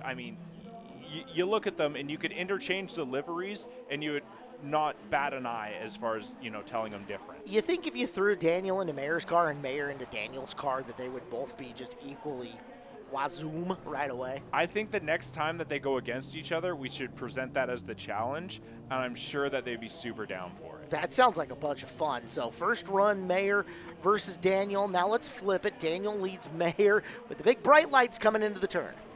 Yeah, and these guys are both down for fun, so we should definitely peer pressure them next time it happens. And like anyone, if you see them, just make sure that we put the pressure on them to swap cars the next time they go against each other in competition. But right now in competition, they're in their own cars, behind their own steering wheels. And John Daniel, maybe too many inputs in his steering wheel. I don't think I've ever seen John Daniel spin in competition. What the heck has just happened here? It's Bizarro Land.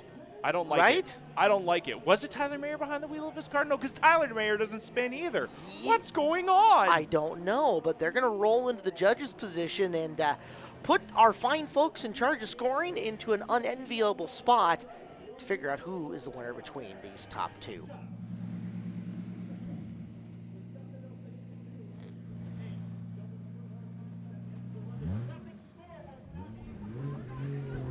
We are into the final segment here on Home Track Heroes on Seattle 11. Big thank you to, of course, everybody who's been here with us. It's Driftcon. It's a big bounty tournament.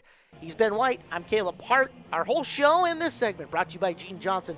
Plumbing, heating, cooling, and electrical. The name you can trust since 1976 for quality service and peace of mind. Visit them today at GeneJohnsonServices.com. As they say, we're on it. Who's on it right now? It's Tyler Mayer and John Daniel, and what is it? It's the track. It's a one more time battle here. It was too close to call. It's one of those nuanced decisions in drifting. We kind of pigeonholed ourselves into following these rules, making sure we keep cross all our I's, dot all our T's, and here we are with another one more time battle between these two combatants. And you know what? It's just more drifting, all right? You can get upset. You can, look at the clock, wanting to be in your Ninja Turtle jammies, cuddle up with your Squishmallow at home. But at the end of the night, you're here, you're watching some drifting, and these guys throwing their cars around on track, throwing reckless abandon, caution to the wind, whatever analogy you want to use. It's a lot of fun. Risking thousands of dollars with every drift coming around every corner, because one wrong move could be disaster, and they could have a heaping, steaming pile of nothing. As we take a look, it's Mayer and Daniel. This is the replay from this first run of the second try on this. And a good run, nothing super elite out of either of the two of them on round number one, and you just saw something.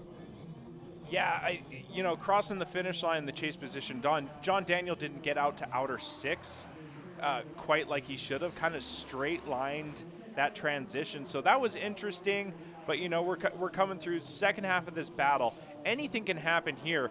Man, Tyler Mayer is applying the pressure right away, and that's something that's very impactful, is doing it in the early part of the run, because everyone's applying the pressure from inner one on, but he was doing it early there. So nice job from Tyler as he's pushing John Daniel through the track right here. But man, they're both weeble wobbling here, crossing the finish line. It is very close to call. Let's see if we could see anything on another replay. All right, second look at this one. We'll get a couple of different shots, a couple of different angles here.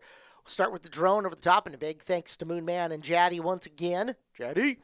As we get into zone number 2, watch them into 3. I'm watching. So far, technically pretty good between the two of them, other than a little straight through that inside zone for Mayer. Yeah, low angle from Mayer in the chase position. He was just trying to avoid the tractor tire while maintaining proximity there on John Daniel. Coming through the power alley here, one final transition through the finish line. Man, my intuition's been wrong all night. Let's see if the judges got it. All right, there's your chip. All right, have you battled Steins before? I have, and I lost. One time? Yeah, I was in grassroots, about a year ago.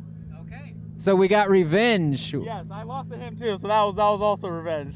All right, well, revenge and a championship, or not a championship, whatever, a win. Yeah, I would love some money. That'd be great.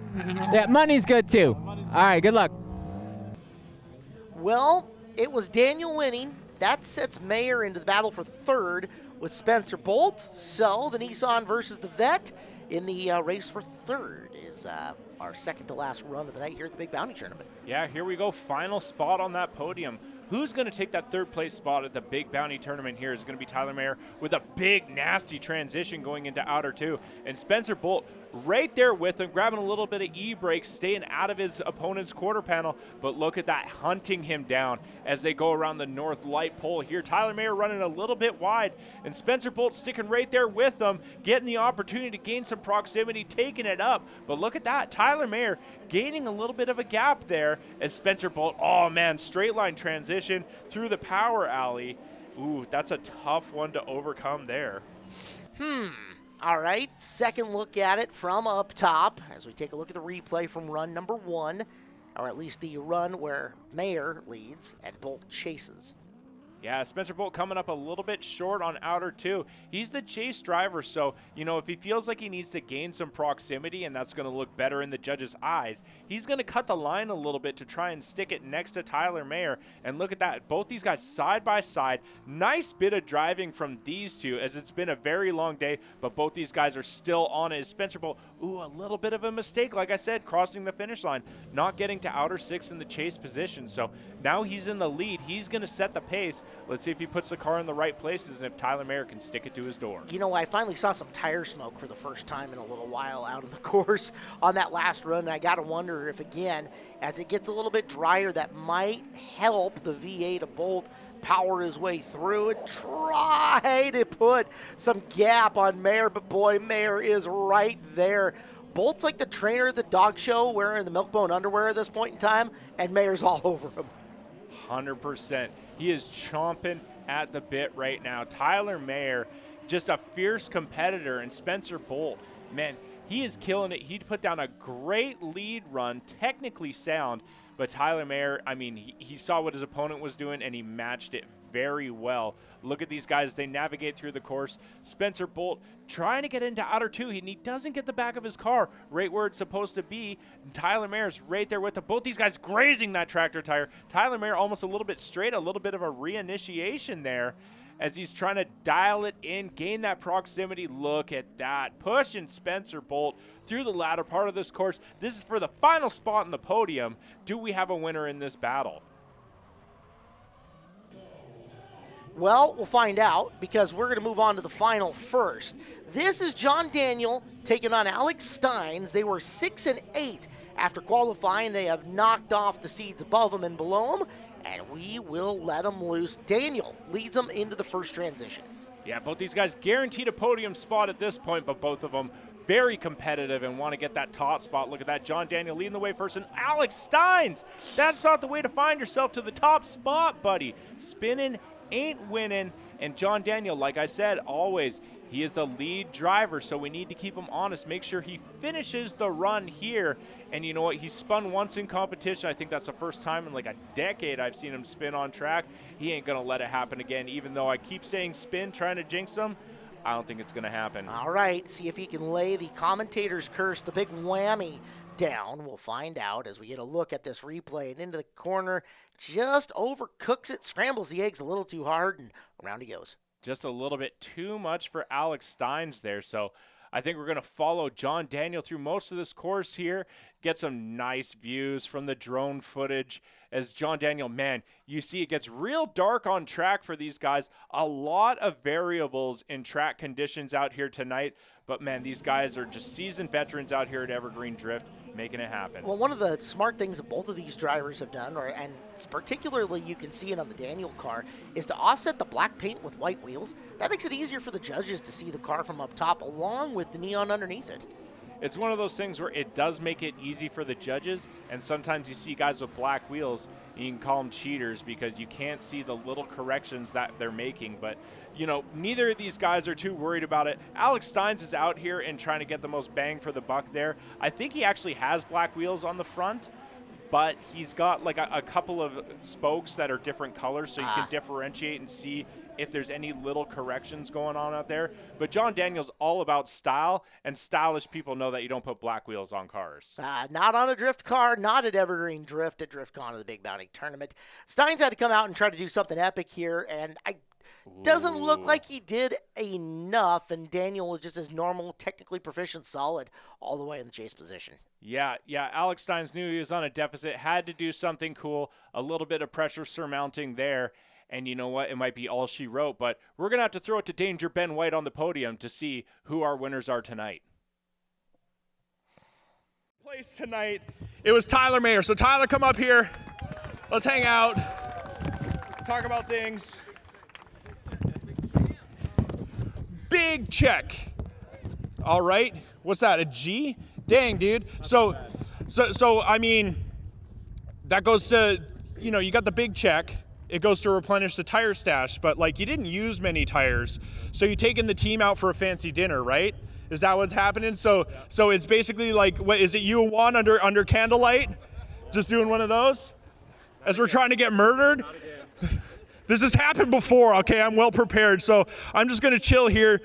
You know what, man? It was a lot of fun watching you drive today. It was a long day. I mean, when it gets to the end like that, and it's been a long day, I mean, how do you keep motivated? I mean, is it your teammates? Is it you? I mean, what's going on here to keep you as a driver content and ready to go out here? And I mean, throw your car recklessly around a track next to another car throwing itself recklessly around a track. Well, once you win a couple battles, you get momentum, and then it's kind of smooth sailing. But I definitely stopped and got a Red Bull because I was falling asleep. So that's how. Red Bulls. Red Bull's not Ghost Energy, proud sponsor of the Evergreen Speedway here. Wink, wink. If they're a sponsor of me, for sure. Hell yeah. So, hey, you know what? You got a lot of sponsors on the car. You got to thank some people here today. Who's helping keep you on the track, whether it's here during the day or whether it's, you know, at the garage, helping you out, getting parts, getting stuff done?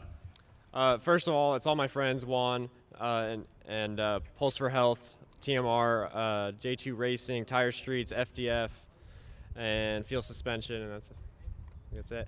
That's it. Hey, man, killer job today. Great driving. I'm going to cut you loose so you don't die from this big mousetrap that we're on right now. So big round of applause here for Tyler Mayer. All right, let's get our first and second place battle up here. We got John Daniel and Alex Stein. So a small golf clap. We can get some small golf claps here. I'm going to talk to John Daniel because he was up here first and more enthusiastic about it. So, John, man, you had a lot of one more time battles. I got notes written down here. Going up against Tyler Mayer, it felt like in one of the initial battles, you all but had it won. And then I think the first time I've ever seen you spun out, it's going to get marked on a calendar here at Evergreen Drift that you spun out on track and then you did an anger cooker. I felt like you channeled me out there, but what was going through your head there? And then how did you get yourself back out there and ready to do battle again? Well, I just thought I lost, so I was pissed. But then I didn't lose, so yeah, I don't know. I got good momentum battling Alex, and so I was ready. Well, it was cool to watch all day. Now, I don't know. This is one quick thing I want a quick answer to. The headlights, they're super bright. Now, do you feel like it's a strategy having them on, or was it just like, hey, it's dark out and this is what you do, dum-dum? Yeah, I just wanted to have I didn't realize they were bright. I thought I can't really see much when I'm driving it, so I thought they weren't bright. But I mean, they were super bright to me, but I was staring right at them. So, I mean, I got like the purple dots like floating around here right now. Hey, man, awesome job driving tonight. Who do you got to thank for, keeping you on the track, keeping you motivated, and keeping you driving? My fiance, Danielle, all of Goon Squad, Tire Streets, GK Tech. They keep it going for us. Awesome. So, quick round of applause for John Daniel.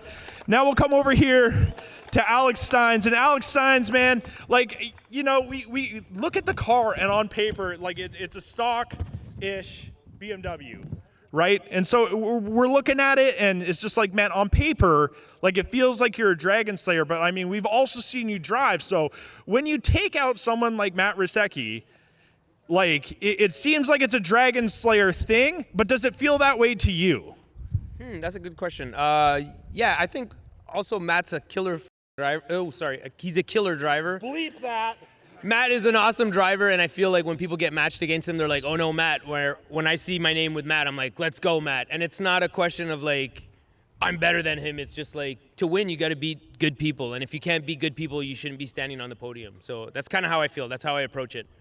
So is that possibly also one thing, like your fellow countrymen? I mean, basically anywhere you go to drive, he is there. So is there a familiarity and is there like a comfortability driving with him, or is it just like, well, he's an opponent and I'm a competitor, so let's do the damn thing?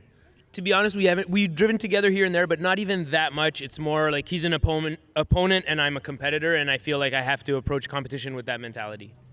Awesome, man. Well, hey, you know what? You kill it driving. It's always fun. And you know what? Eventually, you're going to lose that, like, underdog Dragon Slayer kind of mentality. And we're going to start, like, putting you as one of the top guys out here for sure.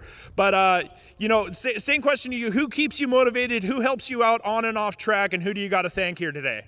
My wife, Orfei, my daughter, my mentor, great friend, training partner, Gaston Morrison, all the drivers I drive with up in Vancouver. And today I had a guy helping me, pit crew, James, up from Canada, and Jack, who was spotting for me. And then just the guys, the Canadian guys, Joe was down here, Dakota was down here, Gaston. We were all kind of just rolling together and helping each other out, vibing off each other. So thanks to them. And also thanks to all the sick drivers down here. Hell yeah. So quick round of applause for him. So without further ado, we're going to announce first place tonight. You'll figure out who second place is, but we want the big applause to go to who it's supposed to go to, right? So first place here at the Big Bounty Tournament at the Driftcon season opener is John Daniel. So John Daniel taking it home, getting that W, taking home the trophy, taking home some chips, taking home some big checks, but from the Big Bounty Tournament and from Drift HQ. So getting all kinds of hooked up. Second place was Alex Steins. I mean, no slouch there. Unreal driving.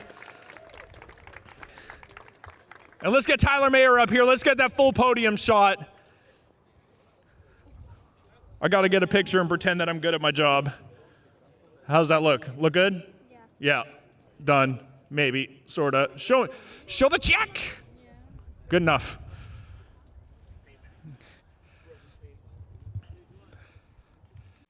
Boom. Goon Squad. Goon Squad to the front, baby. Caleb, how'd you like that show? I was good. They showed out, did they not? When is the next time we get drift cars here at Evergreen Speedway? Next time we're going to do Driftcon is going to be on June 1st, and it's going to feature our Highline Shootout. We're going to have a team tandem competition and a trackside car show. It's going to be a lot of fun, dude. It's going to be a blast. Look forward to seeing that next week here in Home Track Heroes. Sprint cars for the very first time. Legends, Mini Stocks, Super Stocks, Figure 8s, and Youth Hornets. Next time you can come to Evergreen Speedway, it's May the 4th. May the 4th be with you.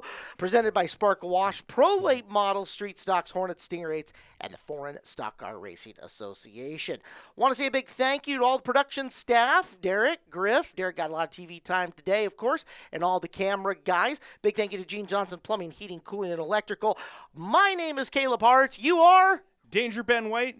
Keep the pedal to the metal and shred all tires. There you go. We will see you next Sunday night, 5 to 7 here on Seattle 11 for more Home Track Heroes. Good night, everybody. Thanks for watching Evergreen Speedway's Home Track Heroes on Seattle 11. Join us next week for more great racing from Evergreen Speedway.